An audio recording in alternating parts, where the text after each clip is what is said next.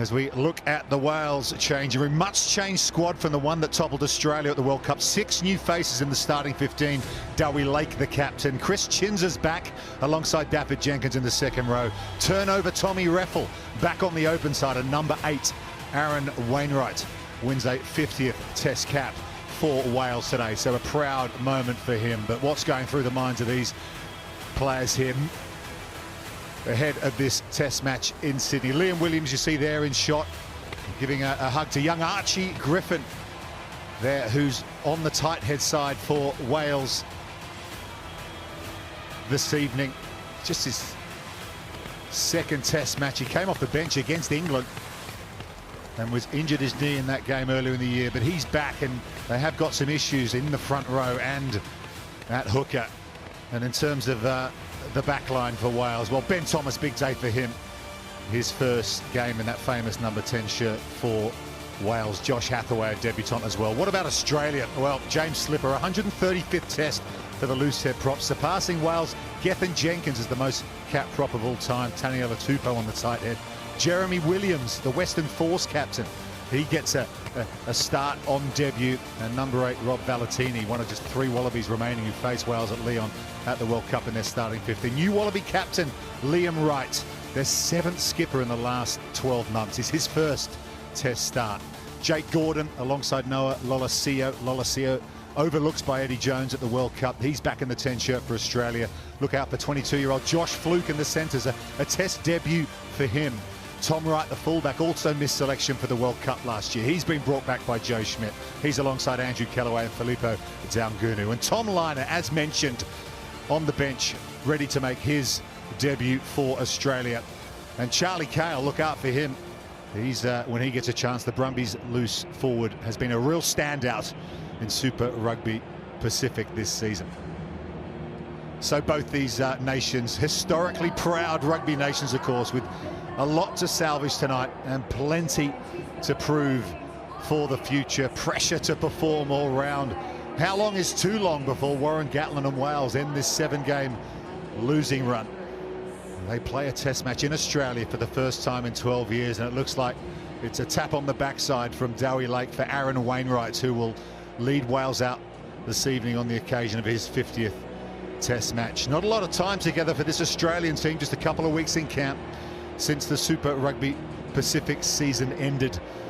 Wales, of course, had the benefit of that run out at Twickenham against South Africa a couple of weeks ago, and a full 6 Nations campaign as well to prepare for this summer tour of Australia. A few Wales fans in the house at Allianz Stadium. Hasn't been a happy hunting ground for the Wallabies. They haven't won here in a decade on this ground, Australia. So Sydney's not been the place where they've been picking up results. It has been, of course, a very difficult time off the field in Australian rugby and on it. And there's a story of the week. Michael Hooper, who this week announced his retirement. He missed out on selection for the Aussie Sevens at the Olympics later this month, but he will carry the match ball out onto Allianz Stadium this evening. Incredible career. Sam Warburton has joined me on commentary. Sam, a word on Michael Hooper, a player you came up against many times. A couple of great games against Michael Hooper himself and Pocock. I found when they played in tandem together, going back towards that 2015 World Cup, they got to the final in that World Cup. That was a phenomenal pairing. 2 of the best open-side flankers to have played the game in the last few decades. And I'm glad he's getting this reception. Played his club rugby at the Waratahs in Sydney, so a hugely popular figure in Australia, one of the all-time Australian greats for sure. Yeah, he was Wallaby captain, age 22, 125 tests all up, 69 of those as captain. Well, the Wallabies and Wales out onto a slightly damp Allianz Stadium. The rain's eased off. There's been plenty of rough weather around the Sydney area this week. Perhaps not the sunny trip down south the Welsh players would have been hoping for on this trip. But the 2 captains, Dewi Lake, just his 5th Test in charge as captain of this Wales team, and Liam Wright, the Australian captain. There's Fraser McWright, his Reds teammate, who will play on the open side for the Wallabies this evening. Okay, before the national anthems, we will pause for the Welcome to Country. Welcome to Country.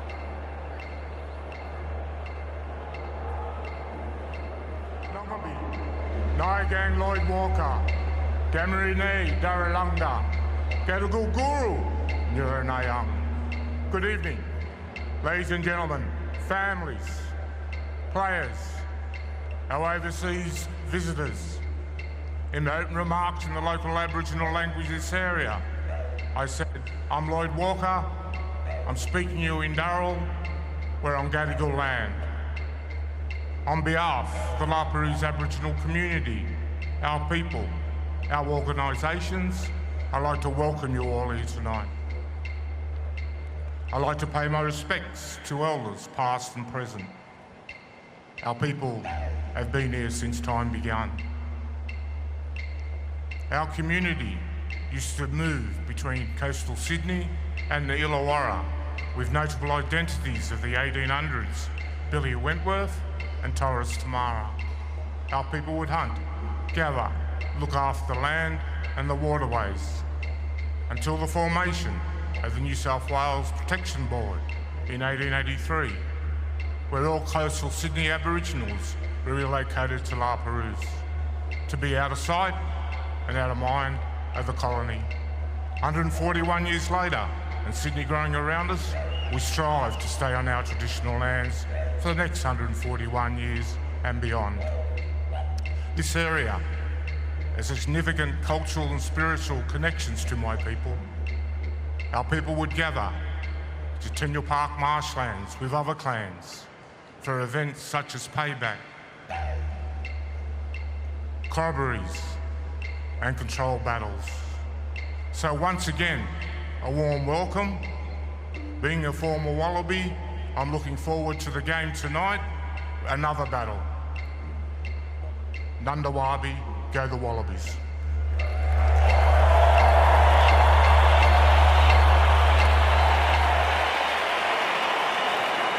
Yeah, Lloyd Walker, former Wallaby, with the welcome to country. By the Cantorian male now time for the national anthems. Land of My Fathers, performed by the Sydney Welsh Cantorian Choir. By the Australian After that, the Advance Australia Fair.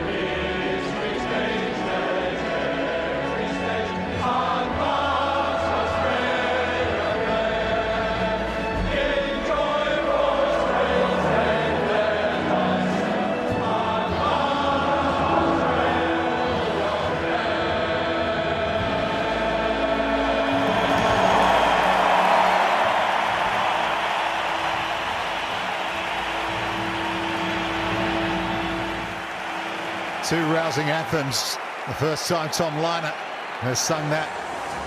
We'll look forward to seeing him off the bench a little later on. And Liam Wright, this new captain of this Australian team. It's his first start for Australia, being the Reds captain since 2020, but it's a huge night for him, and it's a massive night for Wales as well. Can they snap this 7-game losing streak against this Wallaby side that is looking for a revival of its own under their new head coach, Joe Schmidt, of course the man who took Ireland to #1 in the world. Up against Warren Gatland, two rivals, of course, head-to-head coaches in the Six Nations, but who will find the way through this evening here at Allianz Stadium? The Frenchman, 35-year-old Frenchman, Pierre Brousset, is your referee for this one. It's his first Tier 1 Test match in charge. He's assisted by New Zealand's Ben O'Keefe and James Dolman. The television match official is Marius Jonker from South Africa. Feels tense just ahead of this one, Sam.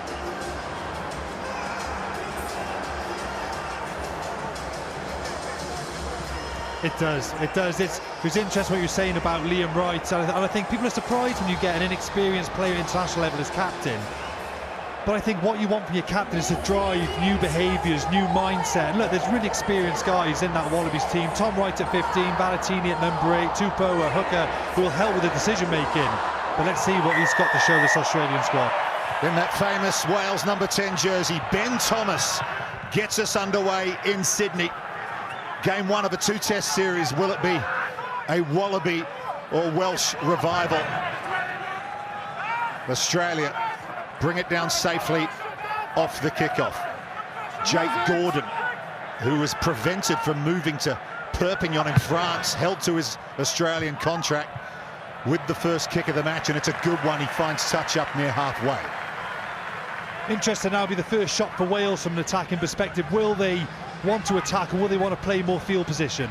Opening line out for Wales, well brought down by Dafford Jenkins, and there's Mason Grady giving it to Aaron Wainwright, his 50th cap for Wales in Sydney this evening. Ben Thomas, his first touch with the ball in hand, and gives it to Josh Hathaway, the debutant on the right wing. Born and bred in Aberystwyth, of course, now with Gloucester in the English Premiership. Thomas is going to kick it high for Wales. And it's been well brought down by the Wallabies. Lolosio there is going to play scrum half, but will come back for the original decision. So no arms tackle is the call. There's that crossfield kick that we saw at the top of the show. Dan Biggar and Jamie Roberts talked about. It was nice from Ben Thomas. They tested the Australian defence for 2 or 3 phases. Ben Thomas was nicely attached to his forwards, and then he went for the crossfield kick, which is a really hard kick to defend from an Australian perspective. You don't have as much protection from your players to protect the catcher. So Wales playing the territory game in that middle third, which is really important. Nice composure from Ben Thomas, and he's going to have a gutsy go at the 3 points. Really important, I find, in these test matches. Yes, it's a friendly and people want performances, but I always agree and think you've got to chase the 3 points, the 6 points that are on offer early on, because it's about winning. If you go to Australia and you win, it does set a really good marker for this group moving forward, and I like the decision to go for the points. Well, it's been 55 years, Sam, since Australia have lost to Wales in Australia. Here's another look at the incident which led to the penalty. There's a no-arm tackle from James Slipper there, you can see, just going straight to the deck on Derry Lake. But here is Ben Thomas. He's the 6th different starting fly half in this second edition of the Warren Gatland era.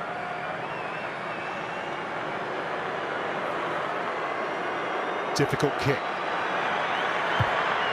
But he's hit it really nicely as Ben Thomas straight down the middle. What a start from the man from Cardiff. Wales lead Australia 3-0. Excellent start, and I think some people at home probably don't realise how little rugby this last season Ben Thomas has played at 10. Cardiff Rugby had played him at 12, occasionally at 15, but he's such a nice attacking player. He would have sharpened his defensive skills playing at 12, so stepping in at 10, it might give him a bit of an edge there. That's a great start, great opening 3 minutes for Ben Thomas at 10. Really good awareness from the captain, Delwy Lake, off the restart there. Difficult kick from Lolosio, brought it down well. There's Archie Griffin, the tight head. Just his third game of pro rugby. Starting for the first time in a test match for Wales. Now Ellis Bevan, another Cardiff man. This 9-10-12 Cardiff combination for Wales here. Well brought down for Australia. Out the back from Jeremy Williams. And Australia set up another breakdown. Jake Gordon looking for more ball runners coming around the corner. It was Lukan Salakai-Lotto, familiar player to UK audience of Northampton for a season. Gordon kicks high again. It's gone forward off a Welsh hand, so Australia now can play with the ball in hand, but Lolosio is going to kick again. Low trajectory, looking for the 50-22. I'm not sure it'll have the legs just quite. Rio Dyer's back there for Wales. In fact, it's Ben Thomas alongside Dyer, who does really well on the floor. And now they can resource that breakdown, and Wainwright will carry it forward. Penalty Australia, though.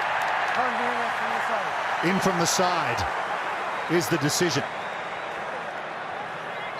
It's interesting to see what style Australia were going to play. Both teams being pretty similar. They're having an attempt for one or two fades in their own half, but then they're playing for territory and kick-ins. When we talk about that middle third, it's almost between the 10-metre lines. What the teams decide to do. Australia, typical of a Joe Schmidt team, perhaps a little bit more pragmatic than they might have been in the past. But when the time is on to go, they go, this is the offence here. Wales, well, Shunza goes straight to ground, and I think it's the player there, Rethel, comes in the side. Valentini putting pressure on the ball. It's good kick chase from Australia. Put the ball deep, good competition at the breakdown. Liam Wright, this new captain for the Wallabies, brings down the long throw. Matt Fesler has it there in the number 2 shirt.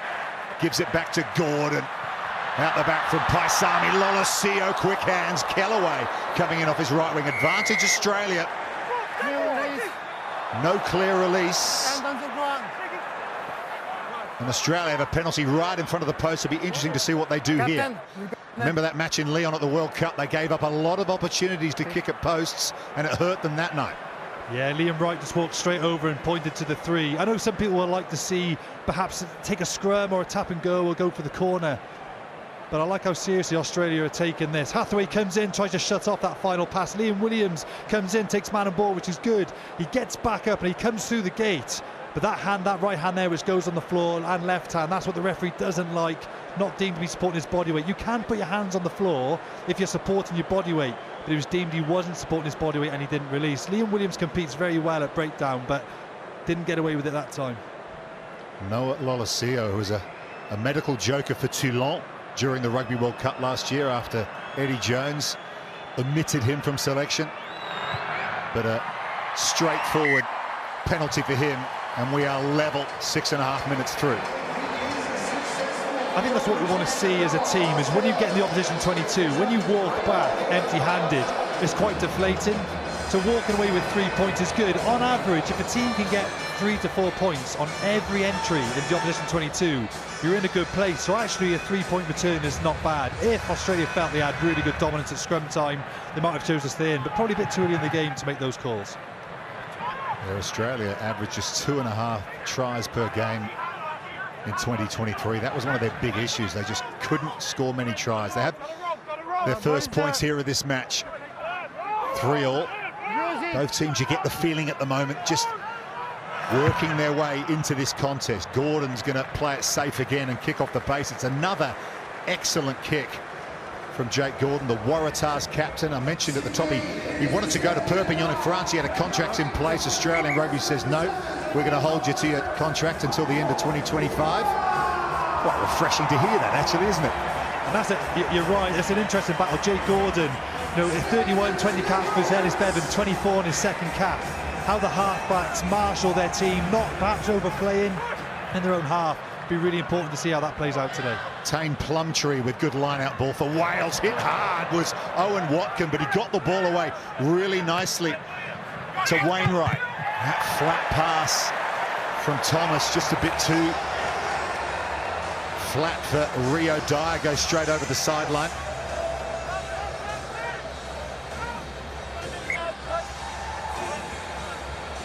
I think Thomas was expecting Rio Dye just be a little bit flatter. Liam Williams knew the ball was going to go across him, just didn't quite get the right understanding there. Salakai Lotta with the line-out, big hit from Watkin in midfield, but here comes Andrew Kellaway. It opens up. Now Tom Wright, the fullback for the Wallabies. Good attacking opportunity. Inside ball to Valetini, the number 8. Gordon's there. Salakai Lotta. Advantage Australia again. They're racking up these penalties against Wales. Lolosio chip over the top. It's been well taken by Jeremy Williams, the debutant for Australia.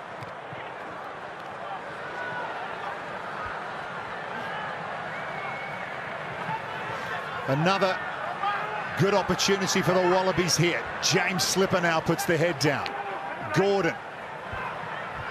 Little chip through from Lolosio. Liam Williams is there, but the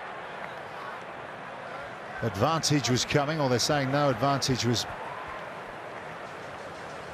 played there, so they'll go back to the original penalty. Offside right on the 22. There's no coincidence. Wales come offside off the back of a line break. Joe Schmidt is one of the most tactically astute coaches that you'll see out there, and I think they're challenging this 12-13 channel. Jamie picked up on it at the start. Mason Grady bites in. Owen Watkin one position outside him. He bites in also, and they find that space in that 13 channel. I think Joe Schmidt will, and their attack coaches would have manufactured starter plays to challenge Mason Grady and Owen Watkin.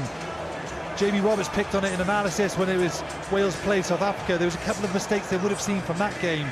And if you're looking where Wales might be inexperienced, it's probably going to be that combination. They're going to want to challenge that area on first phase off set piece, and they got their line break. And once you get in behind, Wales then scrambling. So it's good from Australia. They get the line break, they keep the pressure on. They kick the ball away because they knew they had advantage. But good start to play from Australia so far. Rob Valetini getting some attention there. The only player to play all 9 test matches for Australia last year. He's back on his feet, and a chance for Noah Lolosio to kick his second penalty of the evening.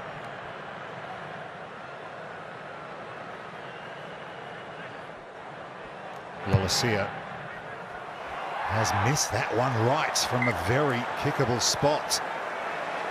So that is 3 points given up from the 24-year-old Noah Lolosio. Joe Schmidt watching on there. You mentioned detail, Sam. That's what he's known for, isn't he? He does not miss a beat, this guy. I mean, he's only been with this squad 2 weeks, but you can be absolutely sure he would have been doing his homework. When he did his interview with Lauren Jenkins, he comes across so well. I've met him many a times. I remember saying to one of the Irish lads, Joe Smith's a lovely guy, isn't he? They went, he's a ruthless operator. So he's lovely in front of the camera, but he makes sure his team delivers what he wants. And that's why I talk about being tactically astute. He leaves no stone uncovered, loves detail. Felipe Daugunu there with the carry. Chip over the top this time from Australia. It's worked out for them. Salakai Lotu has done really well. Said during the week how much of an inspiration Courtney Laws was for him during his time at Northampton, but that's ended up in Wales' possession. So good off the chip over the top from Australia, but then just coming up with the error. I tell you what, it looks like an unforced error that. I loved the tenacity of Dab Jenkins. Just gets a number 5 in the red shirt there. Just gets a tap on the head from Chris Schunzer. Despite the line break, or they get in behind, it's a nice attacking kick option from Australia. From this next phase, Dab Jenkins folds into position. You see him Black Heckler, he rushes off the line. And Lolosio just takes his eye off the ball because he can see this giant of a man in a red shirt flying after him. I love that from your players in the second row. You need to have players who are physically aggressive, come off the line. It looks like an unforced error, but I think that's great defence from Dab Jenkins. Well, here we go. It is scrum time. And it's a big moment this, you'd think, for the Wales tight head prop Archie Griffin, just his second cap. James Slipper, the Australian loose head, has more test caps than the entire Welsh front 5. Really interesting battle. Just on our side here, see Archie Griffin for Wales in red, James Slipper in gold. 136 caps for his first two caps. Ellis Bevan feeds it. Power comes on from the Wallabies and they get the penalty. That's exactly the start they were looking for up front. The Wallabies, not a team known for their scrummaging dominance in history, but Taniela Tupou there and James Slipper are feeling the good energy. There's some power there, Rupert, in that tight head with Tupou. When that ball comes in, Australia want to snap and go forward. It doesn't really matter what you're doing from a Welsh perspective. If you're that dominant, when the ball comes in, you'll have your flanker calling. As soon as that ball comes in, you want all 8 in perfect synchrony, just to drop their hips and power through. And Australia's timing, when Wales's ball came in, then Wales just couldn't cope with that weight and pressure coming through. Yes, the plaudits will go with Tupou, but it's an 8-man job, that scrum. If you're getting all that weight behind a powerful man like that and you're going forward, you're not giving much other option for the referee but to give a penalty for Australia. Very powerful start for Australia. Yeah, nicknamed the Tongan Thor, of course. He picked up that nickname when he went viral as an 18-year-old in Auckland high school rugby. Lolesio missed his previous attempt. This one just right of centre. Oh, he's composed himself and he's hit that really well after the previous miss. So the Wallabies take the lead after the scrum penalty, 6-3, 14 minutes in. You see the style that Australia are playing now. They're playing field position with smart attacking plays, with smart kicks. And once they get that, they're looking for physical dominance to get penalties, which they're taking 3 points at every occasion, just to build that score. Very Joe Schmidt-esque. Daugunu fields the restart off his left wing. He's been playing in the centre for the Rebels in Super Rugby Pacific this season, more often than not. Used on the wing by Joe Schmidt tonight. Just re-signed with Australian Rugby. Of course, in the background of this, the Rebels Super Rugby franchise has been wound up. They'll be going to 4 franchises in Super Rugby Pacific next season. So some of these Rebels players are looking for new gigs. Well brought down by Lolesio. Gordon is going to work the narrow channels on the far side to Tupou. Another penalty there. Advantage coming Australia's way. Hunter Paisami does the kicking this time, trying to get over the head of Ben Thomas, but he's well positioned. They'll go back. Number 6, never back on side. It's not for the first time in this match, Sam. Wales getting pinged for being offside. Well, we're seeing there that those penalty counts are hurting so much, and it's easier said than done. You say, oh, well, reduce the penalties, but a lot of the penalties have come from, there's been scrum dominance penalties, there's been penalties at ruck time, and you feel it's because if Australia are on top slightly physically, which I think they are at the moment, this opening 15 minutes, they're physically on top of the game, that's when you get caught offside, or you're trying to chase the ball too much at breakdown to slow it down. You know, if you don't win that physical battle, it can become a downward cascade, and that is the international game. Not many teams win when they're physically not the superior side. It's a reasonable carry. Dad Jenkins is slow to roll away. If that's a dominant hit, you don't get caught on the wrong side. I think that's the issue at the minute. We have 5 in a row against Wales penalty season. They're actually very well disciplined in the Six Nations Wales. They were the second most disciplined team, just 8 penalties a game on average. They did, however, concede 15 against South Africa at Twickenham a couple of weeks ago. Gordon, Paisami, Daugunu off his left wing. Good quick ball for Australia, his slipper. Taken over Gethin Jenkins as the most capped prop of all time in Test rugby history. Matt Fessler, Queensland Red into contact. Been efficient from Gordon at scrum half so far, but they've had plenty of ball, plenty of phases. He's going to change direction here and give it to Jeremy Williams. He was the real surprise selection for Australia. Not many picks him to get the starting second row shirt, the Western Force skipper. And Fraser McWright here, his battle against the Welsh loose forward trio will be well worth keeping an eye on.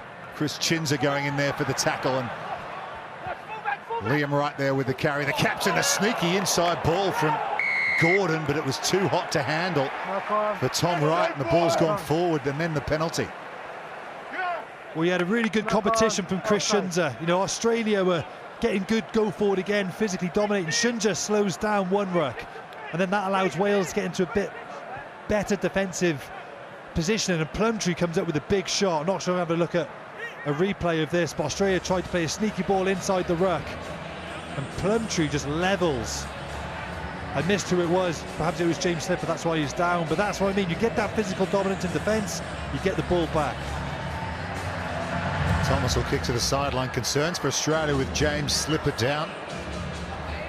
I mentioned his experience in this Wallabies team. The loose-head replacement for Australia, Isaac Kailia, is uncapped. There's the tackle from Wainwright on right. In fact, Tane Plumtree. And he was close to his chest head area here. It's not this tackle, Slipper, that's just naturally what happens in rugby when you dip. And it's a reasonable shot from Wainwright and Dav Jenkins, but it was a shot on Plumtree. We're not going to have a look at it again.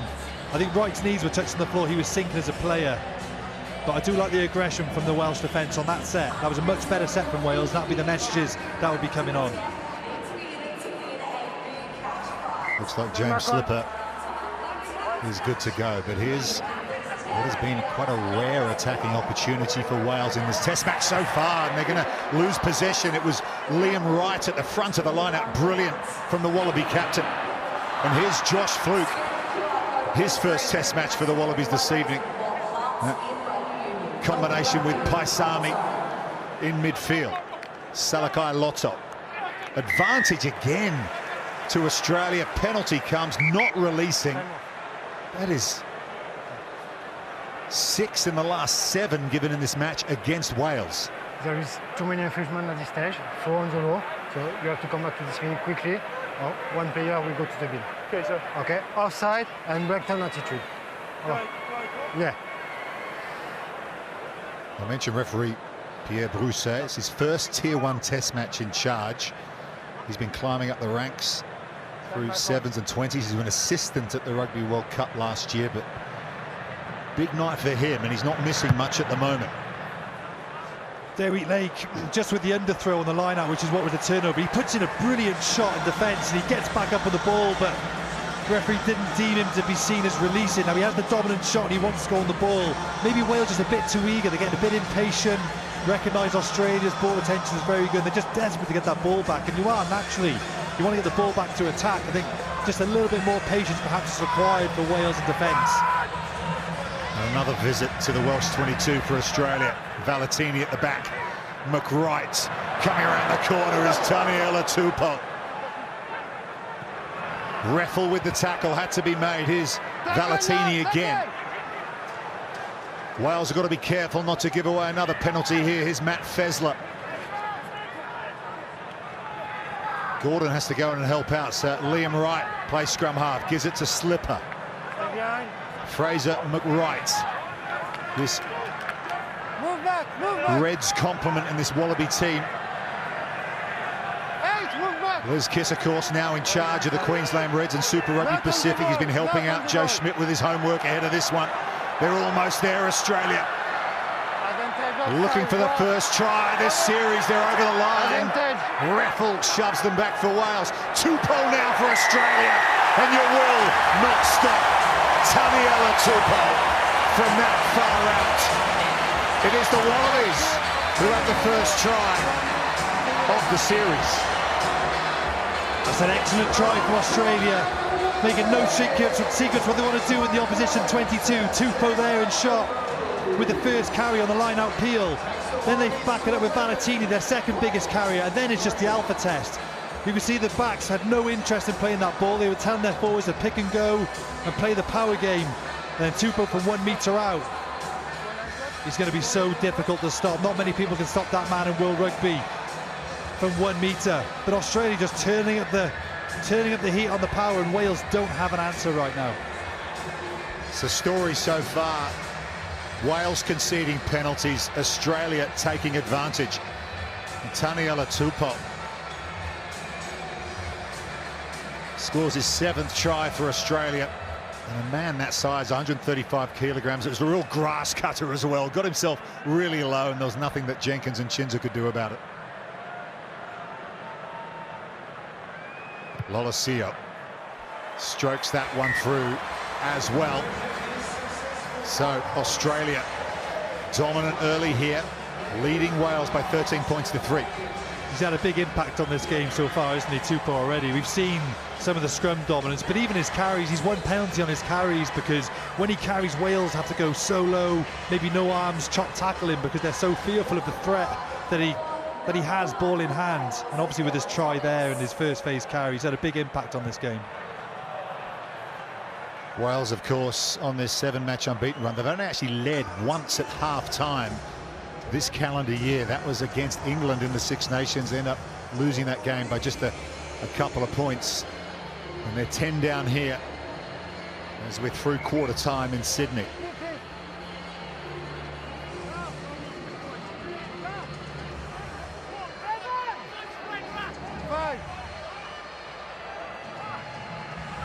And the yellow card for Gareth Thomas to deal with as well, but they brought down the ball from the line out here, playing with 14. Advantage well. And Liam Bevan, his second international, gets it out to Watkins as his first receiver. That's interesting. Then to Thomas. Now Liam Williams into the line. Backwards, backwards. Mentioned Thomas more often than not an inside centre at club rugby for Cardiff. This time the decision goes against the Wallabies. 6. A decision here to make. Very kickable position. Grab the arm in the air. See, personally, if you have the option to take a 3-point penalty, which will bring you to within a converted try, which would be 7 points, which it would be in this situation, personally I'd be tempted, but Wales obviously feel they got some benefit from the maul. They're going to go for the maul again, I imagine. It's often a tactic that you go to when you have a sin bin. Don't really want to play too much loose rugby when you've got a player down. Much better lineup from Wales, getting that ball at the top of the jump. But Wales back in the maul again. Obviously felt they had some dominance. Timing, early timing on the lift. Stafford Jenkins brings down the line out this time, and Lake has it under control at the back. Playing with 7 forwards though, of course, after the Thomas yellow. Bevan, Ben Thomas at first receiver that time, chips it through. Dangerous this for Australia. Loose ball, and Rio Dyer arrives for Wales. Was there a knock-on in there? They will certainly check this. It's being grounded by red. I got the grounding by red at the end, but I don't know if there is a knock-on first. Yeah, there's a competition there we need to check. But on-field is try because we have the grounding. Jemo. Marius Yonga, the television match official, will oversee these replays. On field decision try, we got the grounding at the end, but we want to check if there is a potential knock-on first. Probing chip through from Ben Thomas. If there is no try, I will come back to advantage penalty.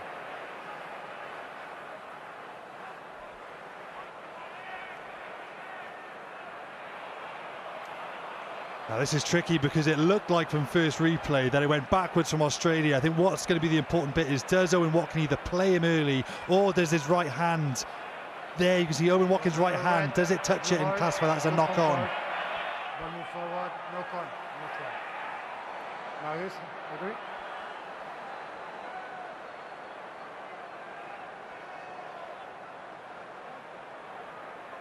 Yeah, happy.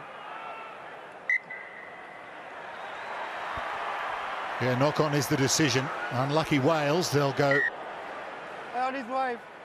back though to play the advantage. Yeah, early. Second maul penalty from the line-out, Rupert, is what allowed that advantage. So Ben Thomas could have a crack and put that ball through. So he had the advantage. It's a shot for Higgins brings it down again. Lake's there in the boot. And here comes the line-out drive. Players getting involved like Mason Grady, all 6'5" of him. They're almost there, and they're going to get a penalty try out of it. Brilliant stuff from Wales after the yellow card to Thomas. And they get the maximum 7 with the automatic extra 2. 13-10 now. Great work from Wales up front, and it's a yellow card, is it this time for Australia? Fraser McWright will go to the sideline. Oh, what a response. 3 dominant mauls, and I was adamant Wales were going to go for the 3 points going back 3 penalties ago, because you're a player down in the forwards, a scrum has struggled. You think Australia might have the dominance up front, but Wales backed themselves. You have to give them massive credit for that. They've got 3 maul penalties in a row, and with a player down in the pack and to back themselves up front and to go for it, they must have had an enormous belief in their maul going into this game. What a phenomenal response. And now, as you said, McWright now is in the bin. It levels the team out of 14 all per player on the pitch, and Joe Schmidt will be fuming. Australia have switched off. They've been so dominant for the first quarter of this game. They come back, Wales get field position, they just switched off. They haven't had the same tenacity in their line-out maul D, the detail in their maul D. They had 2 previous mauls to try and fix it, and they couldn't. It's brilliant mauling from Wales, but Schmidt in shot there will be fuming how his Australian team is mentally switched off. Well, as you say, it's a game of 14s now for the best part of 6.5 minutes. actually reminds me, Sam, of the World Cup game in Lyon in September. Australia actually started that game pretty well, and then mentally just kind of dropped away, and Wales took full advantage. Can they keep that going here? And do you know what? That's always been a strength of Wales for a long time. They've always been a very resilient bunch. They always pride themselves on wanting to be a hard team to beat. Now that sounds obvious, but it means just stay in the arm wrestle, stay in the dogfight. You never give up because it's a lack of effort. And that's one thing Wales always pride themselves on. Ellis Bevan kicks high to keep it in field. It's gone backwards into the hands of Josh Fluke. Brad Thorne, who used to coach him at 20s level and then the Red senior side, compared him to the great All Black Conrad Smith in his ability to snake through breaks. But another penalty here is coming against Australia. It's all changed in terms of the decisions. They're all going Wales' way now. Smart from Plumtree. I'd love to see that again. Plumtree looks like he's going to go in and compete. He just jumps out the way at the last minute, and it's a really difficult one for the Australian clean-out player. Because he goes to clean him out and he goes way past the ball, he goes to the floor, it looks pretty negative. And they become penalties more often than not. But I have seen at the same time that penalty when the player from Wales goes in to compete and then he jumps away. They often let those things go because he's not affecting the breakdown. So 13-10. There's Noah Lolesio awaits this Welsh line out. Well, what's coming here? The catch and dry has been brilliant so far. Hang on, what have they spotted here? Clean out by the player on the knee of the... Like also a clean out with an attempt to grab on the leg, but it was a piqué for me. No, I don't. Michelieni.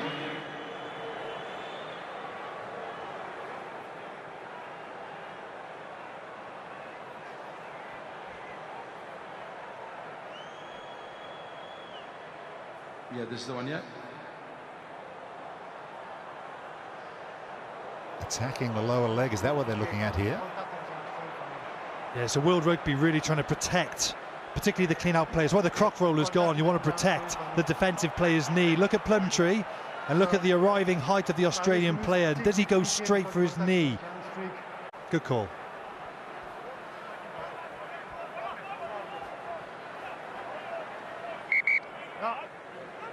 Clear gap. Please, Brad, come in.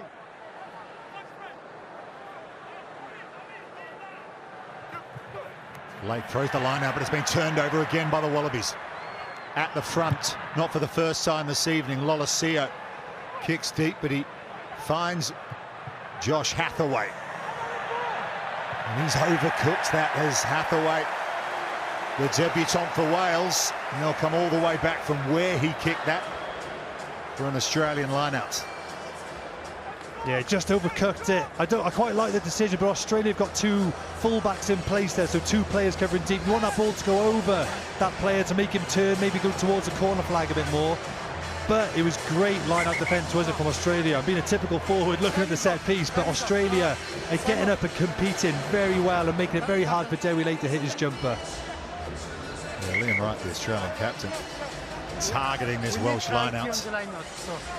The other player in there, forward pack, is known for his line-out steals, is the rookie Jeremy Williams, one of the leading line-out stealers in Super Rugby Pacific.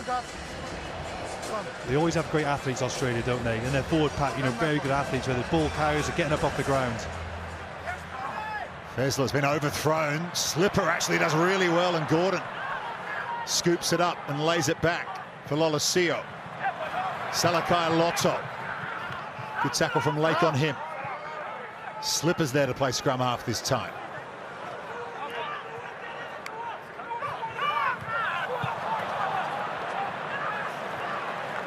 Lotto.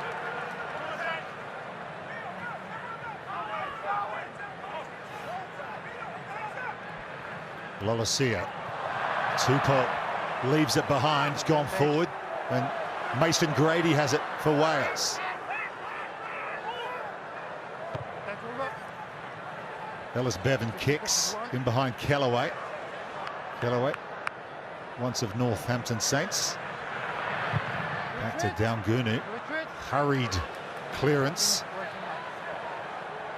And a good net game for Wales. Here comes Liam Williams. Joe Schmidt was gushing about him and his attacking ability in transition during the week. They chip that over the sideline. Hathaway again with the kicking game. Perhaps they could have kept the ball in hand there, Sam. Yeah, perhaps. But when you look at where Wales had the ball, it was from a box kick from Ellis Bevan back in their own half, and now they forced Australia into their 22. So from a territorial perspective, it's been a positive game for Wales. Another hurried clearance for Australia. They'll find the salvation of the sideline. Lolesio there, he's still communicating with his teammates. That did look a little rushed.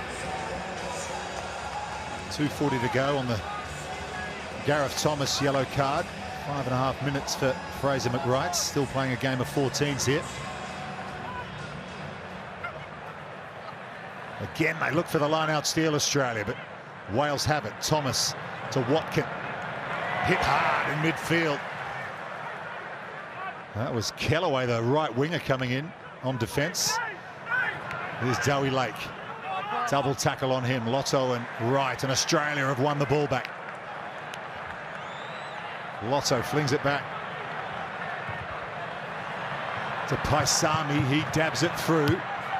Williams is there again. And a nice angled kick from Liam Williams, and that could be a... No, not the 50-22. I think it was actually. Yeah, he was in his own half, surely. It will be a Wales throw to the line out. That's a brilliant kick from Liam Williams. It was lovely cover from Liam Williams. The kick wasn't really on from Australia. Lolesio tried to find that space in the corner, but Liam Williams picked it up very well, put it back. But Wales finding it so hard to launch off line-out. The last 3 line-outs now, Australia getting up, really challenging this throw from Dowie Lake, not giving them an easy throw. So this line-out launch plays are difficult for Wales, but great kick in position, great kick and good field position. Gareth Thomas back onto the field. So 15 on 14 for these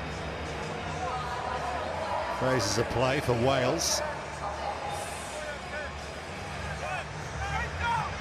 Well, where will Australia contest here?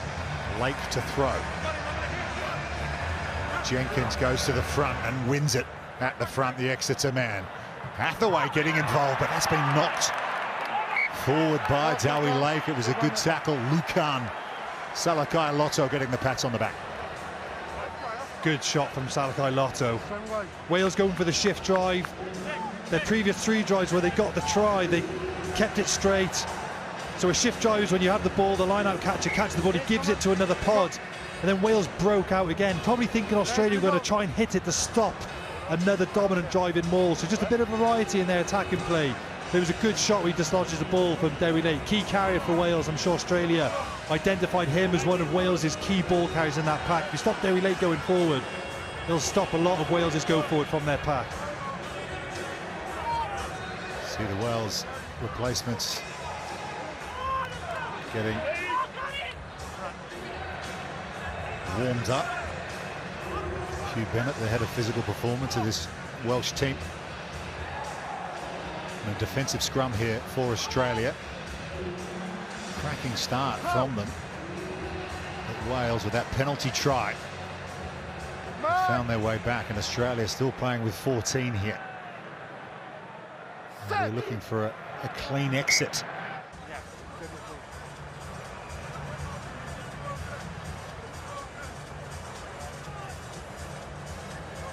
Matt Fesler there, the hooker for Australia. There's Lord Laurie. Laurie Fisher being brought into this coaching team by Joe Schmidt. He calls them Dad's Army because Mike Cron, who's got over 200 matches of experience with the All Blacks, he's part of it as well. Jeff Parling, former England and British and Irish line. He's the line-out coach for Australia. So far, so good from his point of view in this game. Turned over plenty of Welsh ball at that set piece. Scrum goes forward for the Wallabies, and there's a penalty. And that's going well for Australia, isn't it? That's a real bright facet for them in this game so far. Taniela Tupou, the try scorer, is limping. Yes, he got injured at the World Cup. He and Will Skelton, didn't he? After they started pretty well at the World Cup against Georgia, Australia, with a big win in Paris, and they lost Tupou and Skelton for pretty much the rest of pool play and never really recovered. See, even Skelton, popping Skelton behind Tupou in a scrum, you cannot underestimate you're knocking on 300 kilos there. Seriously, the Tupou's got to be 140, Skelton's got to be minimum 140. 280 kilos of weight. I know Skelton's not playing, but that was a big blow for them in the World Cup when that happened. So much pressure for an opposition loose head and second row to absorb. But this scrum dominance has got them out of a sticky situation. You felt Wales, the tide might have been turning, but Australia have managed to switch momentum when it's been scrum time. Wales want to try and stay away from scrums this game. It's not going their way so far. Liam Wright wins it at the front. Here's Valetini. Yeah, one of the stories coming in was that Joe Schmidt has not selected any overseas Wallaby players, including the likes of Marita Coram-Betty and Will Skelton. He's gone local, building the base in Australian rugby. Hathaway climbed high. Was he taken in the air? A few Welsh fans at Allianz Stadium had something to say about that. Yep, they get the penalty. Felipe Daugunu was on the chase.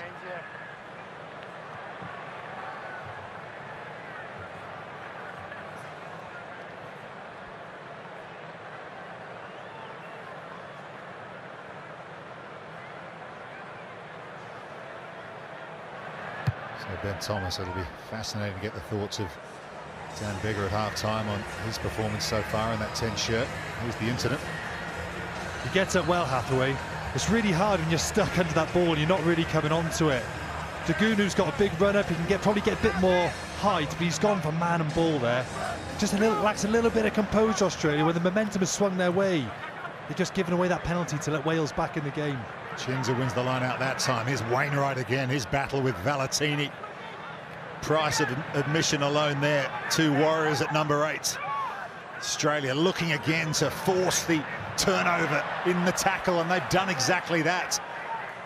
It's gone forward off a Welsh hand. Now Australia can put it through the hands. It's the kick pass, in fact, from Lolesio. Rio Dyer can't hold on. It's gone over the sideline. It'll be an Australian throw. I think what that set of plays, Rupert, demonstrates from a Welsh perspective, which Welsh fans would have seen for a long time, and this was the same as last week against South Africa. Wales against South Africa in a similar amount of carries. South Africa made 450 contact meters, Wales made 150. They're lacking the ball carries at the moment. Massive day, of course. We're off to Pretoria this afternoon. There's been a lot of talk off the field between these two teams. Never boring with Rassie Erasmus is at first test. South Africa, Ireland from Loftus, and then we go to Mendoza. Argentina against a much-changed France team. That's from 8 o'clock tonight on Sky Sports Action. Brilliant day of international rugby on Sky Sports. Here's Valetini. Lolesio taken high by Salakaia Lotu. Tupou chopping him to the floor was Dowie Lake. He pretty much can only go low on Tupou. Lolesio hits it high into the Sydney Knights. Thomas is underneath it, brings it down safely.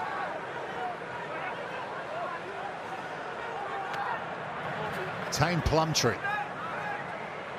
impressed against the Springboks a couple of weeks ago, maintains that starting 6 shirt. Bevan just steps back into his own 22 and then kicks it high. Dyer's on the chase, but Tom Wright has it for Australia. One of these players that was overlooked by Eddie Jones at the World Cup last year. There's so much experience and no small amount of quality left at home. And in the end, it didn't work. And that's why they're having to rebuild here under Joe Schmidt, the Wallabies. Jake Gordon, he kicks it high now. Approaching half-time here in Sydney and Ellis. Bevan has dropped it cold. And quite a lot of rain around. You can see that the pitch is pretty damp, but that was a straightforward catch for the Welsh scrum half. Ellis Bevan just delivered a brilliant box kick himself 1 minute ago with a superb chase from Rio Dyer. But Australia then delivered the same back, and they didn't have a very good kick chase. Did have some time there, Ellis Bevan. Giving Australia the upper hand again. I think he's been kicking very well. Wales's kick chase has been excellent, but just let Australia back in. I didn't feel Australia really worked too hard for that penalty. Normally your wingers are working so hard. Relatively clear catch there. Not a player close to him. He'd be disappointed with that, but he's a good player. Make sure he has a positive impact next job. He's been playing well so far. Yeah, keep your eye on the ball, kids. He just had a little look, didn't he, at the on-running kick chases. Back to 15 players here as well, Australia, with Fraser McWright out of Essendon. So big chance for them right before half-time to extend their lead. Liam Wright, the captain, who calling the lineouts, calls it to himself, and they bring it down well. Fezler has it. Hands up, hands up, hands up. Just one use-it warning now these days, and Gordon to Paisami. He tries to punch a hole in the Welsh defence. Coming back to Tupou. He'll punch holes for you, that's for sure. James Slipper now, 10 metres out, Australia. Juggled by Salakai Lotto, it's gone forward. Good defence there. It was Dafford Jenkins with Tommy Reffel, I think, double tackle on the big number 4. Yeah, good spot, Rupert, you're exactly right. Reffel and Dav Jenkins bringing the heat off the line again, and that's what causes what looks like an unforced error, but that's why just those efforts in, coming off the line, the blitz defence, as defence coach will call it, rush defence, you come off the line, get in the eye line of the catcher, put him under pressure, don't make it an easy catch. That's been good from Wales so far this game. They've managed to upset Australia with some of their line speed, and they doubled up in that last defensive set much better on the Australian carries, just stopping that momentum going forward, which they managed to get in the first 20. So Wales' defence this last 20, I think, has been a lot better than the start of the game. There's stunted Australia's momentum much better. Well, Joe Schmidt will prepare for his first half-time team talk as head coach of Australia. Just chatting there to Laurie Fisher. There was Jeff Parling joining him. And Warren Gatland alongside Mike Forshaw, the defence coach. Rob Howley to his left. Alex King in the distance.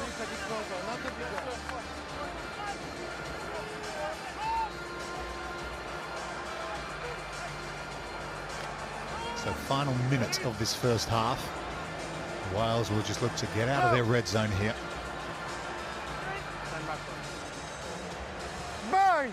But the scrum has been a problem for them at times in this match so far. There's the shove from Australia, but Wainwright does really well. You knew that was his plan right from the start. Get away quick, because the power was coming from Australia. He did really well, the number 8.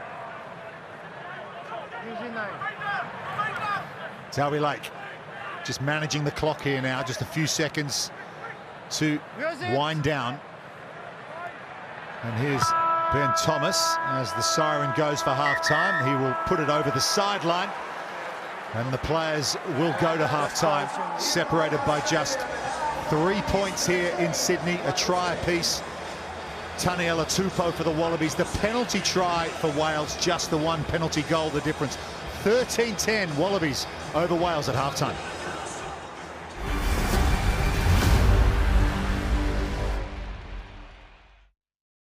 Together, we reinvented the Fortune 500 list. Anna Rupert for the second half. Thanks, Anna. Yeah, Liam Williams ready to go. 3 points in arrears of the Wallabies. Wales. Ellis Bevan also ready for action.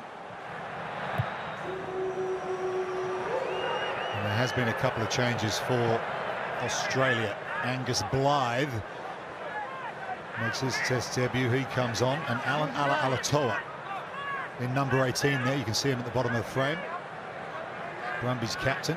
He's captain Australia as well. He's out there. So 2 changes up front for Australia as they go into the second half with a 3-point lead in Sydney. Not much between these two teams as Chris Chinza does really well to bring that down on the second grab. Ben Thomas.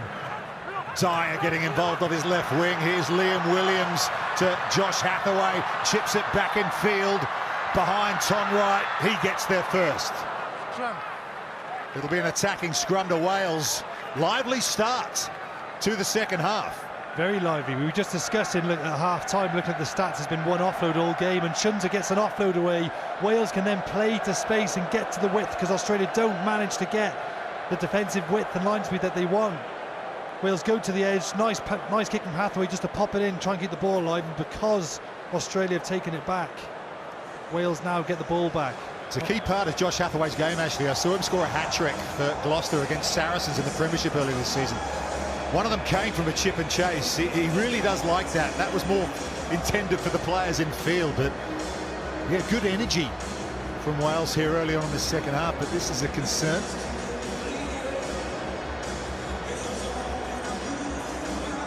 Gareth Thomas just getting some attention. Big strapping on that right thigh. Valetini with a bit of attention from the physio as well for Australia.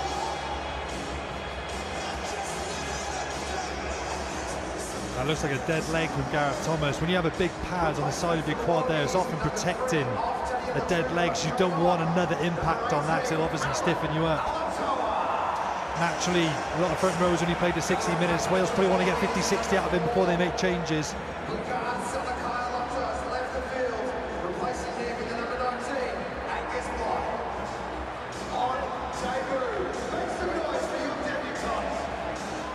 So interesting call from Joe Schmidt to give Angus Blythe there. You can see him with the retro tape around his head.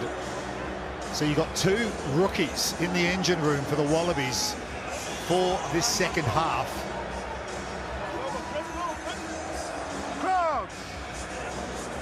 And the scrum was a bit of a problem for Wales in the first 40 minutes. So can they make the best use of this attacking opportunity? Gonna have a reset. Pierre Brousset will have a chat. Kemsey Mathias has come on at loose head for Gareth Thomas. Gareth Thomas couldn't continue, so straight into the deep end. As you mentioned, against Alan Latoa, very experienced player. Been around this Australian team for a long, long time. Lukan Salakaia-Loto was having a big game for Australia as well. But he's being replaced. So here we go again with the reset. Two scrum penalties against Wales in the first 40 minutes. Front rows go down.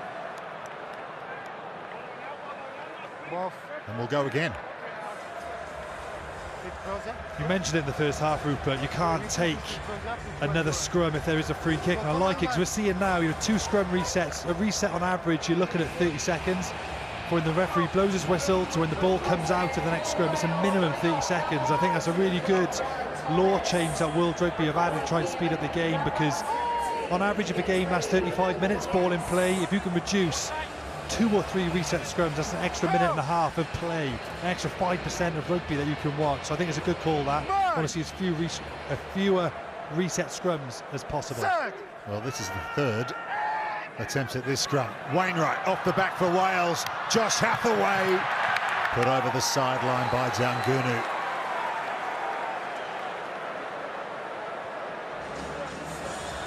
So there's a good solid platform from Wales up front. Mathias doing well on the loose head side. But Filippo Daugunu read that well as they peeled around the short side. Fezler finds Wright, who's been imperious at the line out for Australia so far this evening. Valetini over his own 5-metre line. It's Jake Gordon doing a lot of talking, positioning his ball carriers. It was the hooker Fezler he found. And there's Mathias going to work with the clear out, but Australia should be able to exit here. Use it now. Gordon intends to find touch and does so. So that opportunity for Wales. 5 metres out with the scrum. They don't come away with points. Great line out under pressure from Australia from Wright. Great take. That box kick not getting the distance you want. If you get to the halfway line, anyone who watches Dupont gets to the halfway line from those 5-metre box kicks. Not quite the distance there from Gordon. Chins are at the front of the lineup. Wainwright is having a penalty advantage though. Free hit here for Liam Williams to dink it through for Rio Dyer. It's anybody's ball, it's loose and it's over the sideline. They'll go back. Tony Plumtree getting a round of applause from Welsh support there in the crowd. Not rolling away Australia. Well, similar to the first half, but it's role reversal now. We said when penalties come, it's often a product of physicality. That's the product of 2 dominant Welsh carries. Great carry, great first phase starter with Aaron Wainwright carrying for Wales. Then Dewi Lake with a powerful second carry. Guess what? Penalty against Australia for not rolling away because you win the contact. It shows it's so important if you can manufacture a first or an effective first 2-3 phases it gets you on the front foot and it doesn't lead to some space out wide or ultimately a line break. Could be 3-point opportunity. So much better attacking ability from Wales from the line out.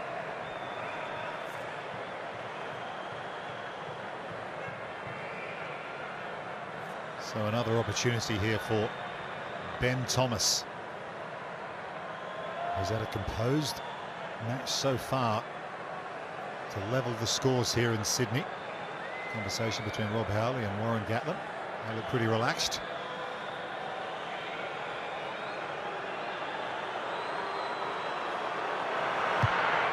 And Ben Thomas sends it through for Wales.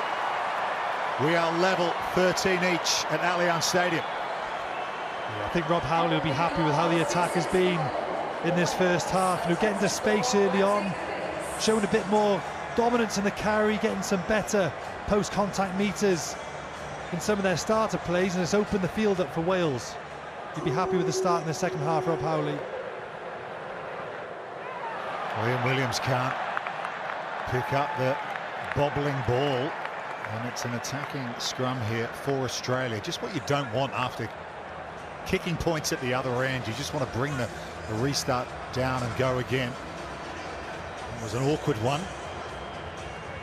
So Liam Williams brought back in at full-back to start here for Wales after he played on the wing. Cam Winnett given the rest this weekend. Yeah, Cam Winnett has been a great find for Wales. Probably had his opportunity accelerated, you know, into the Wales team. Warren Gatland backed in all through the Six Nations, but Liam Williams came in last week, was very safe under the high ball, which is such a massive part of the international game. Traditionally a very error-free kind of player, and brings vital experience in that back three. So what can Australia conjure up here? Midfield scrum. It's a messy old scrum. Valetini gets it away to Gordon. Out the back to Lolesio. Long ball over the top to Kellaway. Into the Welsh 22. Good quick ball. Good carry again. Looking to recycle once more. Slipper now. Right. The captain. Now Jeremy Williams, who's looked at home in a Wallaby shirt in his debut Test match. A dummy from Jake Gordon. It was Daffer Jenkins who had to make the tackle. He was alert to the danger. Here's Rob Valetini. Edging closer Australia. Slipper there, gets off the deck. Gives it to Fezler. Williams to Angus Blythe. Another uncapped player for Australia. There's 7 of them in their 23 today in Joe Schmidt's first Test match in charge. Alan Alatoa, no debutant him, his 68th Test for Australia. Crowd getting behind the Wallabies in Sydney. It's been a long time since they won a Test match here. Not since France 10 years ago on this ground have Australia tasted success. There's a good tackle. It was Kemsley, Mathias and Plumtree for Wales. Lolasio's just going to hold on here and run it through. In fact, it was Paisami. Australia still cooking with the ball in hand here. Fezler dummies and goes. Tom Wright, he has a dig as well. Multiple phase rugby here from the Wallabies. Wales in danger of getting offside there. It was Reffel who shot through. Lolasio's in there at scrum half, but Wales get the penalty. Chris Chinza coming up with an all-important steal right in front of the try line. That's a massive moment for Wales. Australia going through so many phases, and Wales didn't have an answer for many of their carries. Australia sneaking a metre forward every single carry, and Chinza, this is a great one. He survives 2 or 3 clean-outs. He's in there for a long time.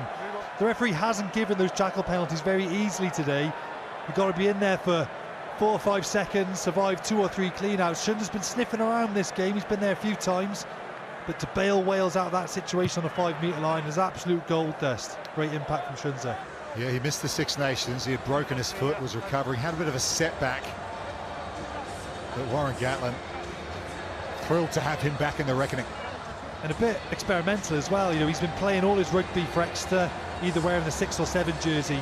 he's come back from his injury and he's looking enormous. His upper body is massive. I think he's touching upon 120 kilos now, which is what you're looking at for your international second rows. But you know, that pairing, Shunza 22 years of age, Dav Jenkins 21.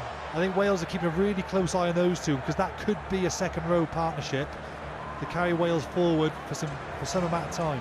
Yeah, he did some media during the week, did his target. So sometimes injuries, I mean, you know better than anyone, Sam, can help a player out in terms of their longevity and getting to where they want to be. Yeah, don't dwell on it, work on a weakness, get it better and come back a bigger, stronger, better player. He's thrown to Chinza at the front there. Not straight. But not straight. It only had to go 6 meters, and that's a give back for Australia after all that good work. So Wales going to the front of the line. I think they've lost a little bit of confidence to go to the middle and to the back, because Australia have been picking them up and competing well. See, that throw is under. You need to get that. Chris Shunza needs to be at full extension with his arms right above his head. That throw is probably half a metre too low. Shunza jumps into the line a bit, which paints the picture that the throw might not be as straight as it could be. I think that's just a little bit of a work on for Wales going to next week. The line out stunted their attack a little bit. James Slipper is headed to the sideline for Australia. So new tight head prop, and it's Isaac Kailia on debut, the Melbourne Rebel. There he is on the loose head side, Tongan Chilean heritage. What a moment for him, his first international.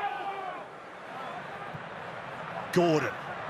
Here's Daugunu at pace off his left wing. Liam Wright, the captain. Williams. 3 really quick phases there for Australia. Now they change direction to Blythe. She went to high school on the Gold Coast with Noah Lolesio, the fly half. Played in the first 15 together. Here is Lolesio. Paisami, actually. Lolesio now. Opportunity for Filippo Daugunu. It's opened up for him. He's got support. He ignored Kellaway, but has he slid over the line? He has so. Try Australia. I thought he'd missed his chance, Daugunu, but he slid in for the Wallabies. And they extend their lead early in the second half. When you saw it, Rupert, it was 3 excellent carries where they just kept going forward. And Mason Grady just gets stuck inside Alaalatoa. He goes to bite in, probably thinking Australia are going to play a bit tighter like they have been for most of the game, but they go out the back. And you can see as a centre, he needs to be on the outside shoulder of Alaalatoa so he can check him in case he carries it. But if they go out the back, he can kick off and get Daugunu. But he just gets a little bit stuck. This will show us better. See Grady of 12 just gets stuck on the inside of Alaalatoa, and he can't get the outside space. Probably isn't helped out from the lack of width from Wales. Ideally, Grady wants to be a bit wider. He doesn't want to be taking those forward runners. Wales need to be getting better width in defence, but they don't, because Australia have carried so powerfully. But it's a great finish from Australia. They find the space really well, don't they? Well, I reckon if he hadn't slid in there over the line, he might have not got such a big cuddle from Andrew Kellaway, who I reckon had a walk in. Daugunu, 2 big carries, one in the lead up in that sequence and the finish as well. That's what's good from Australia, though. It was powerful stuff, but when they decided to go and they wanted to go to space, they found it and they got there well through accurate passing. So very patient in that build-up, but when the space was on, bang, they went there and they took it. And that's what we're used to seeing from Australia. We don't want them to turn into just this power team. That's not them. They've still got backs who can play, who can find space, who are great ball in hand, great one-on-one. And that was great recognition of space there from Australia. Filippo Daugunu has been playing in the 13 shirt for the Rebels in Super Rugby Pacific this season. He's had a really good campaign, but back into his more traditional wing position. There he is again with the carry off the restart. And Gordon will give it to Fezler. So 5 points the difference. We're 54 minutes through. The conversion from Lolesio was unsuccessful. He's not having a great night with the boot. Off the tee at least. As Gordon kicks it up towards halfway. Jake Gordon, it's his birthday. He's 31 today. The Wallaby scrum half. mentioned that Joe Schmidt in Rugby Australia enforced his contract. There's apparently something on the table from Perpignan in the top 14 in France. They said, no, we need you.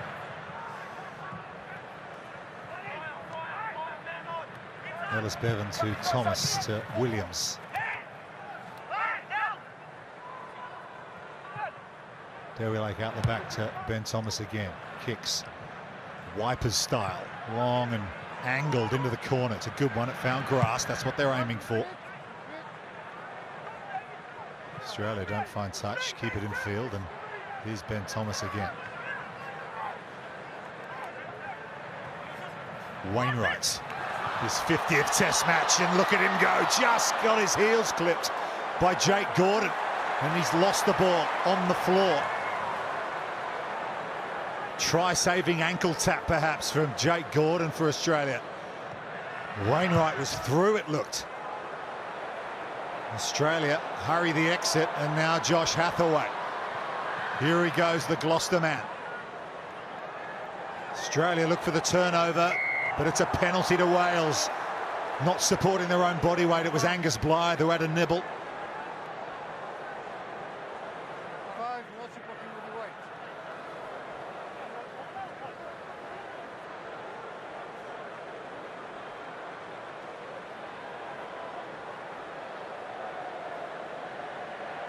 That's the turnover originally from Lodosio. This is now the penalty. His hands were Deansby on the floor. I've seen those given. He does win the battle of the height. He gets there before Wales. He beats them to the ruck, but his elbows were on the ground. Because he's a tall, long man, it doesn't paint a great picture. Be interested to see what Wales do now. In this 22, they haven't had a load of territories. We see Jim Botham coming on now in the back row. Wales need to get something from this visit to the 22. Mull was dominant in the first half.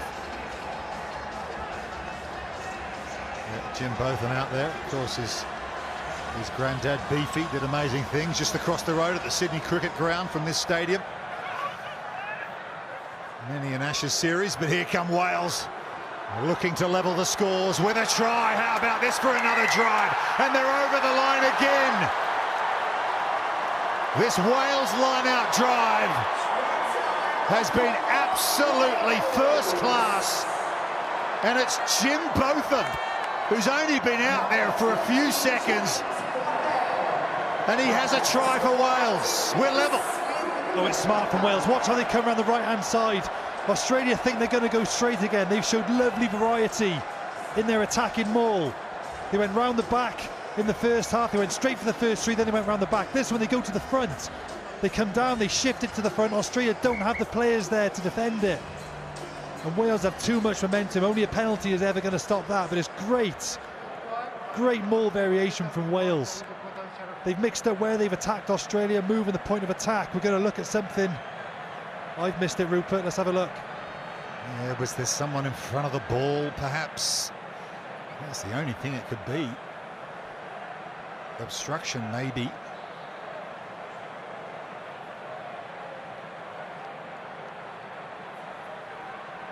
We need to watch this ball transfer as it comes to the front. If Wales start a new maul, yeah, there could be potential obstruction from Shunza. From you again, and stop with the transfer the ball, please. Well, it'll be a technicality, that is for sure. If this is chalked off.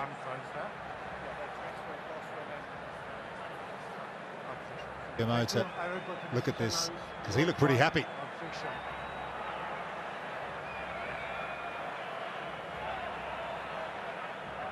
Should look at 4 and 17 from Wales. Are they too far forwards in front of the ball? So Shunza's at the front of that maul. We'll have a listen.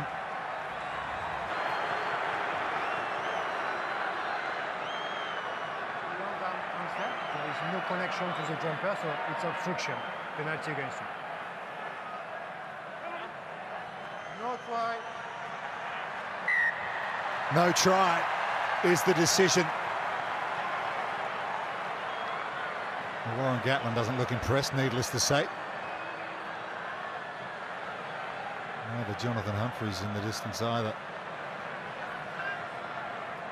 I think the positive from Wales, though, is they know if they get a penalty which can take them into Maul territory, I think even though there was an obstruction and it was the players, it was Tommy Reffell at 7 and Shunza just in front of him, forming a new Maul, so it's obstruction. They can't, that Maul has to almost roll round as opposed to what we've just seen.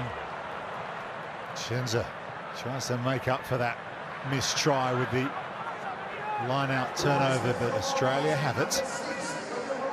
So it remains 18-13, a double pump and over the top to the new man, Charlie Cahill, for Australia, and number 20, a big tackle on him from Josh Hathaway. Watch out for the Australian number 20, Charlie Cahill. He has been outstanding in Super Rugby Pacific, a real athlete. It was a good tackle from Hathaway. Gordon sends it high. His box kicking has been a real tactical feature for Australia tonight. Hathaway can't hold on to the high ball. It's gone forward. Australia have it. McWright can play with advantage here. There is Cahill again.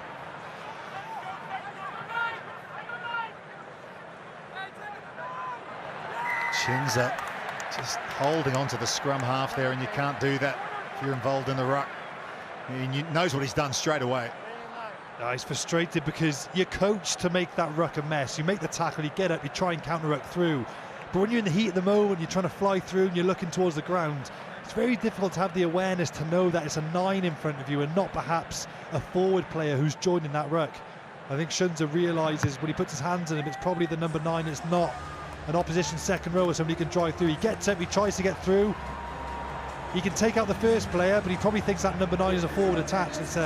It's not, it's a 9, and you can't touch him. You can see the frustration in his face. Yeah, I think Jake Gordon was aware there was an opportunity to be awarded a penalty there as well. So here are Australia, deep in Welsh territory. Here's McWright and Daugunu, lovely quick ball to Paisami, who's been lively, the inside centre.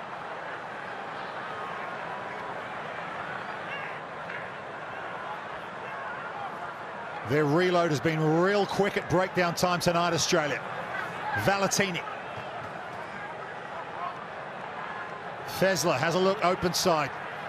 Comes the near side. Blythe helps out. Reffell leading turnovers in Six Nations earlier this year. Had a go there. Valetini again. Australia been very comfortable on the pick and go here. They're edging closer once more. McWright looking for the ball, last-ditch D here from Wales. Australia swing it out. The kick pass from Lolosio to Kellaway. It was almost a Tyrone Green for Harlequins moment in the Premiership this season. Looked like they had numbers there, Australia. They could perhaps have put it through their hands. And now Wales can come away with it. Let him go. That could be a big game in the moment, Rupert, because if that scoreline even goes to 23-13 now, without a conversion, that scoreline starts drifting away. But if Wales can get the next score and manage to get territory and get out of their own half, that could have been a big missed opportunity from Australia, where their pick and go looked so dominant. They looked like they could have scored from more pick and goes as well. Ala Alator. Brother Michael played for Samoa with the Rugby World Cup last year. Alan injured, did his Achilles, missed the campaign for the Wallabies. Blythe, it was a no-look ball and Ellis Bevan had eyes on it, and Wales have the ball back. And now Bevan puts that left boot into action, and that was from his own half. So that will be a 50-22 for Wales. Brilliant stuff from the scrum half. Fantastic, Ellis Bevan.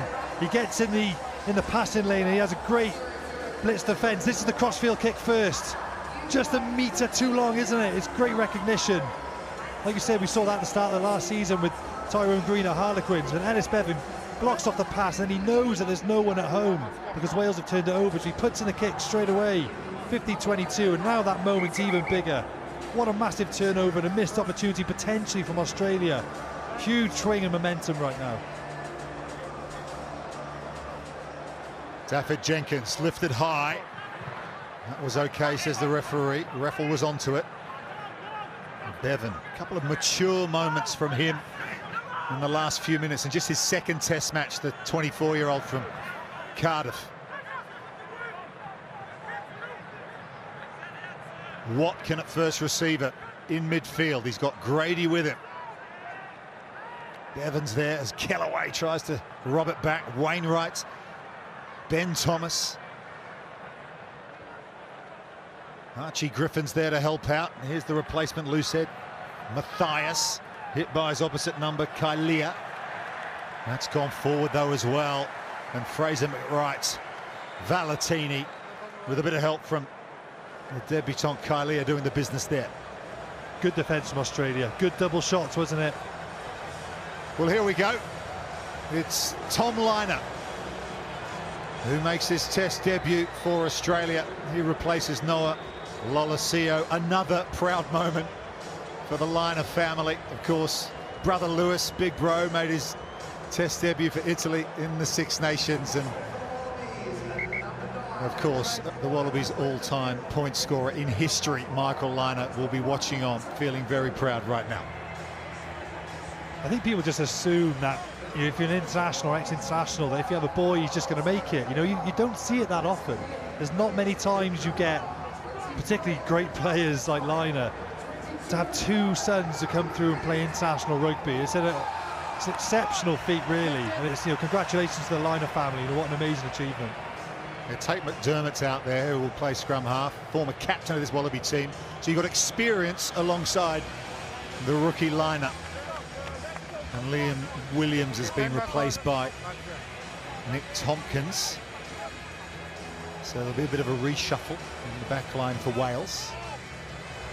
Yeah, it'd be interesting to see how they shape up. I think Wales needs, you know, that last attacking set showed perhaps the lack of punch they have in their carry compared to Australia. Contact meters is something you'll often refer to show that dominance in your carry. Australia be significantly higher. Wales were down against South Africa. Sometimes that's manufactured through shape and through finding space. Sometimes just need those hard carries off 9. Australia have managed those very well from a defensive perspective, and they fronted up very physically and very dominantly in defence, and Wales have carried off 9. So here's Tate McDermott, the new scrum half. To Kalia. Big boy, 129 kilograms, 6'2". He's carried that into Archie Griffin, who's come up with a big turnover for Wales. Speaking of rookies, his first start for Wales here. So you give an international side 1 metre separation where you're a little bit slow in support and attack to allow a player, and Archie Griffin in that case does really well to get over the ball. This is a big moment for Wales now. Big decision to be made. The maul has been going well. 3-point opportunity. Did you take 18-16 or did you go to the corner? Ben Thomas looks like he's shaping up for a 3-pointer. That surprises me after what's happened in the first half. It's confidence though from him, isn't it? Because it's not a gimme kick. It's considerable distance out on the angle. There's the smile from head coach Gatland. Maybe the message didn't get through, who knows? But on that, there's no right call. I mean, the players have a feel on the ground whether they want to go for the corner or whether they feel they need to take the 3 and squeeze Australia. So the players will only know, so they have to make that call. If they think that's the right decision, it's the right decision. Looking for his 3rd successful kick of the evening, Ben Thomas. He has gone in off the left-hand uprights. That'll do. That will do for Wales. 2-point ball game in Sydney. Good kick from Ben Thomas.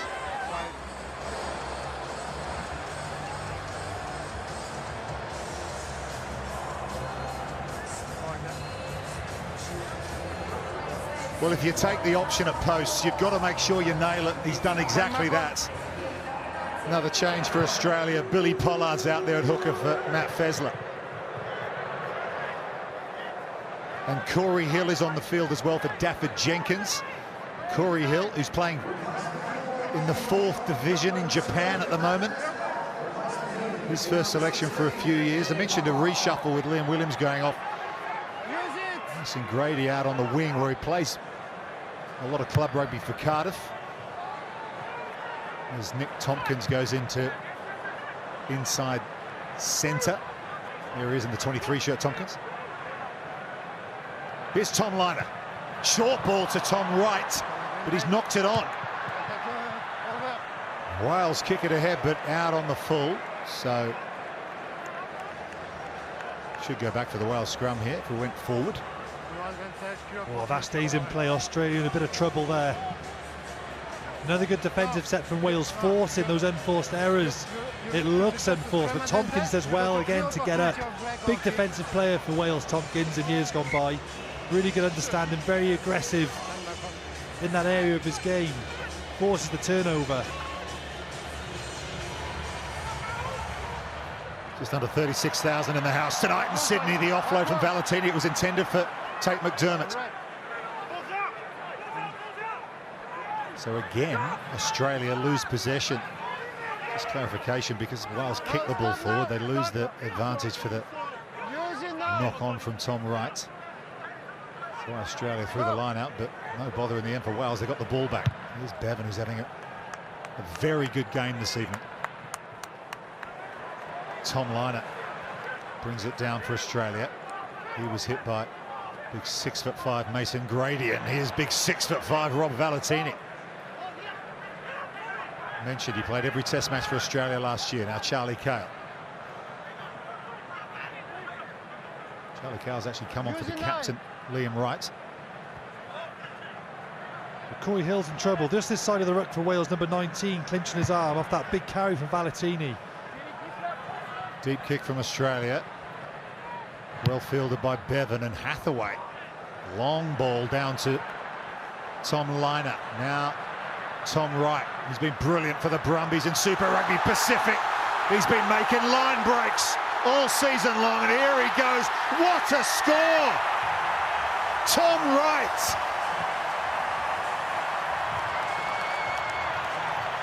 A brilliant try in transition from Australia. It was Tom Lynagh, and then it was Tom Wright who took over. Brilliant try. Oh, that's the kind of rugby we're used to seeing from Australia. It's a great try. Look at Wales looking a little bit narrow on kick chase.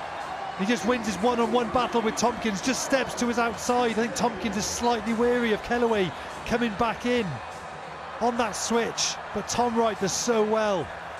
Great acceleration over 10 metres just to get on the outside of Tompkins, wins that 1v1, and that was it. Once he got that line break, you always felt the covering defence. It was too big a ask for Grady there on that covering defence. So difficult to stop when all the momentum was with Wright in that situation. Excellent try from Australia. This is a player that Eddie Jones didn't pick for the World Cup last year, if you can believe it. On that kind of finishing ability. He was a former rugby league player with the Manly Sea Eagles in NRL. There's been a bit of talk about his future, actually. So much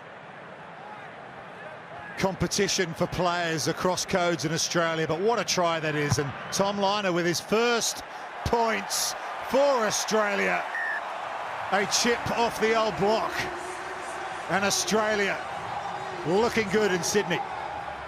I think this is the balance that Joe Schmidt will want to find in his Australia team. Yes, he wants to maybe add some, perhaps be a little bit more pragmatic in some of their play, but you do not want to take away that natural, intuitive counter-attack sort of optimism that they often have, where they will go from inside their own half. You want to have a nice combination of the two to strike when the time is right, and they pick their moment brilliantly there.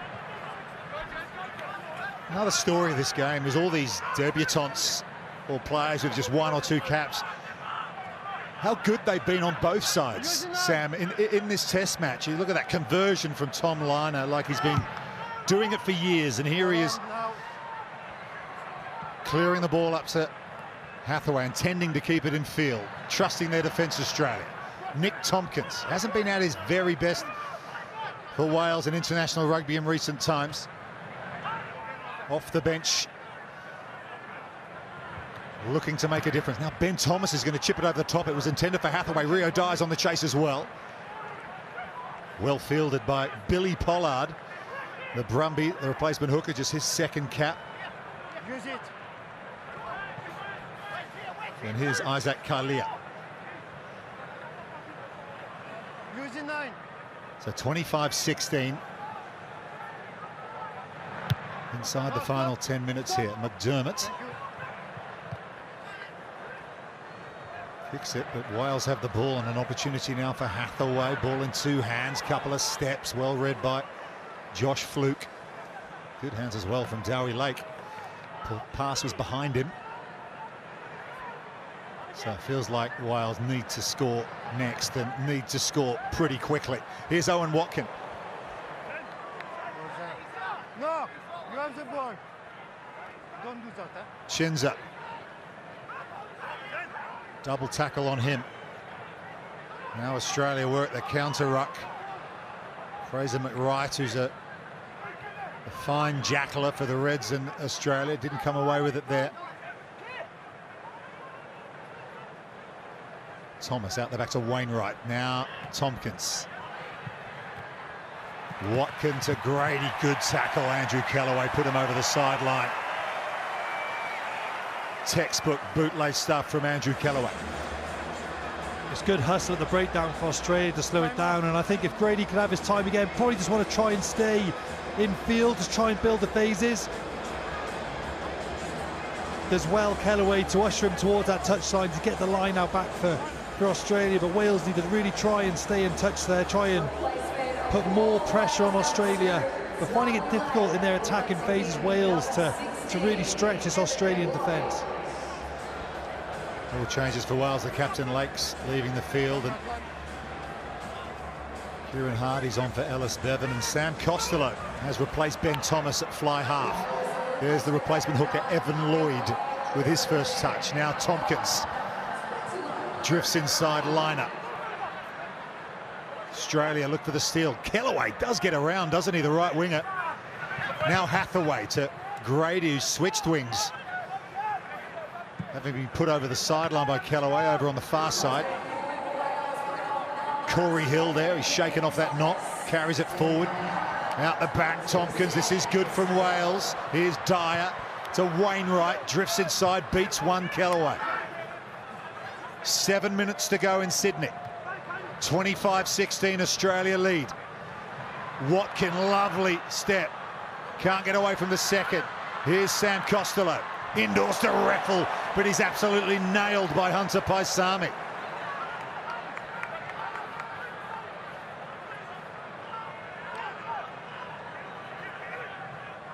Costello. Matthias. Going through the phases here, Wales. Australia defence holding firm for now. Another good tackle there from Tom Liner. Not a big man, Tom Liner, but just as we saw with Marcus Smith for England this morning, he stands up on defence. Evan Lloyd. Hardy, Tompkins, Costello, Watkin. Another bootlace tackle from Liner. At pace is Wainwright.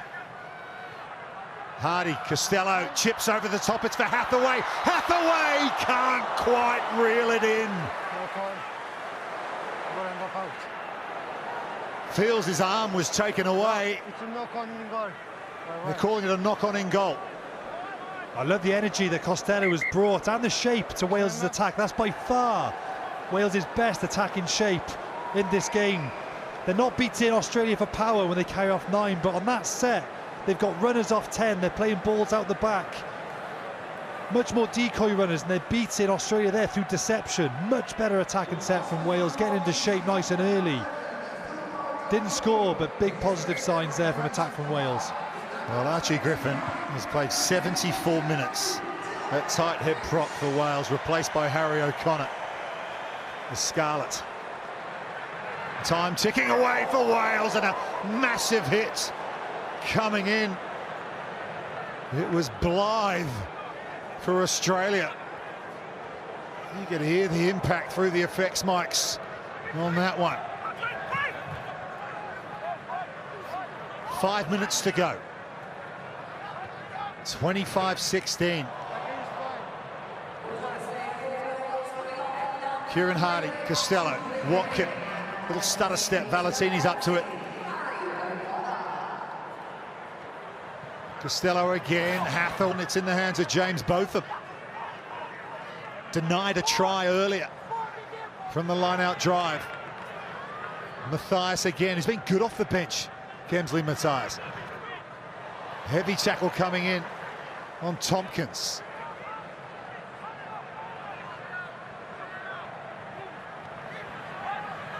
Chris Chinza to Dyer. He's hit hard by Valentini. That's not a fair fight between those two. But Wales get the penalty. Off feet. Control work off feet.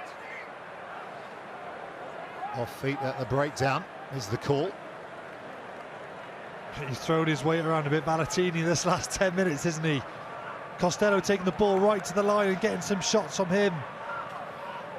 Just comes through there, needs to do better to stay on his feet, using his hands there. You can see he is definitely coming off, he can't argue with that. But again, it comes from much better attacking shape from Wales. They're looking so much better in attack in this last 10 minutes. The bench has brought some good energy. Another debut for Australia. Dylan Peach becomes the 15th Indigenous Australian to play for the Wallabies, and they've got the ball from the line out, Australia.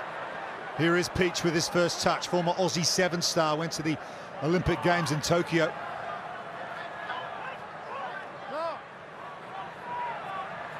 I think that's been Wales' Achilles heel this game, isn't it? His set pieces let them down a little bit. First half it was scrum. Another underthrow. It was too low, too easy for Australia to get their hands in and be able to compete. You know, if Wales won just a few more line-outs, they'd be able to exert so much more pressure via attack against Australia. And they've got another penalty to Australia. And it's Fraser McWright who wins the applause for his work there. Does well to get over the ball, doesn't he? Might not have a load of caps to his name, but he's been around this Australia squad for a while. He's probably unlucky that he's had probably a couple of generational open-side flankers to also learn off as well. But Wales just a little bit slow in support. He does well to stay in that fight. Well, he was billed as the new Michael Hooper, who carried the match ball out on the field. They had a kick-off here. Joe Schmidt with a 2-score lead here. And 2 minutes to go.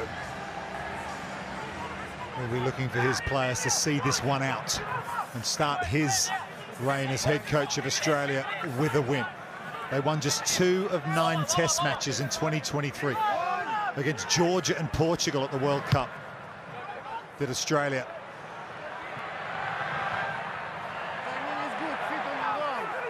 Big tackle still coming in.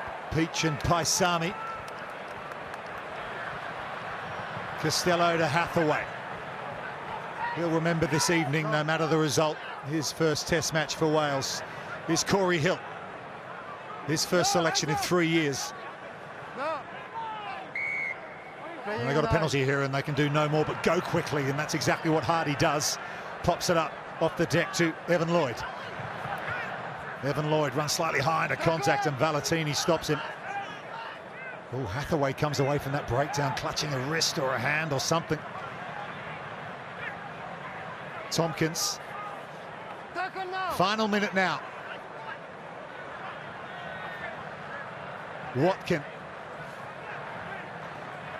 runs it forward for Wales. They just haven't been able to find the line breaks this evening. That was the issue for them against South Africa 2 weeks ago, also in the Six Nations as well. Sam, you've mentioned the set piece issues also, but just haven't been able to find a way through with the ball in hand for this Australian defensive line tonight. Here's Grady, who's had to switch from inside centre out to the wing. Counter-up from the Wallabies. It's Charlie Cahill, and now it's hacked on by Tate McDermott, goes over the sideline. Great defensive effort from Australia. You know, even though it's the 79th minute of the game, Wales can't win. They're still counter-rucking. It's backs as well. We're not looking at forward. Their backs got a huge appetite to turn that ball over. They've had a great defensive appetite. We know they love to attack. They've had a huge appetite in defence, Australia, this evening. Well, Wallaby fans have had to watch on through gritted teeth in recent times as their national team have struggled on the big stage. Eddie Jones long gone, Joe Schmidt now taken over. And yeah, some smiles on faces of Australian rugby supporters. Much needed, and there's Aaron Wainwright, not the way he wanted his 50th Test match to finish for Wales. He limps over the sideline. We hope he's okay before we head to Melbourne for the second Test of the series next Saturday.